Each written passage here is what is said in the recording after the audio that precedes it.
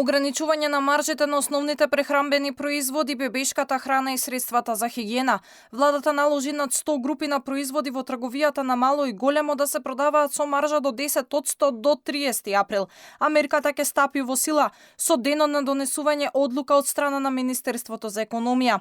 Ова доаѓа по анализата од Пазарниот инспекторат за изминатите 6 месеци наназад, каде се констатирало дека имало огромни маржи кај трговците на мало, увозниците, дистрибутерите.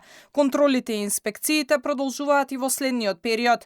Кај трговците на мало, односно кај маркетите, за основните прехранбени производи, кои што се најобртни, тука се млеко, леп, зејтин и така натаму, имаме над 20% маржа.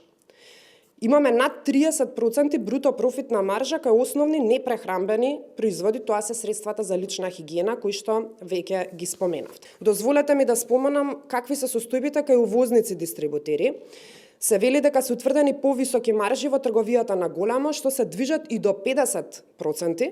Владата донесе и препорака за транспарентно објавување на цените од страна на маркетите, како и нивно ажурирање на дневна основа. Оваа мерка претходно ја најави премиерот, а целта е граѓаните да можат да одлучат каде да пазарат. Сите ланци на овие супермаркети, хипермаркети да имаат јавна веб страна транспарентна на која што ќе ги објават сите цени на сите производи кои што ги имаат во своите маркети.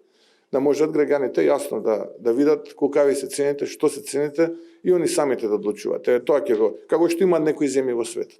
И да ги следиме ние тие трендови, да правиме некаков хистограм на движење на тие цени. Ваквата одлука од владата доаѓа откако трговците енормно ги покачуваат цените, пошто граѓаните и на 2 пати бойкотираа маркети.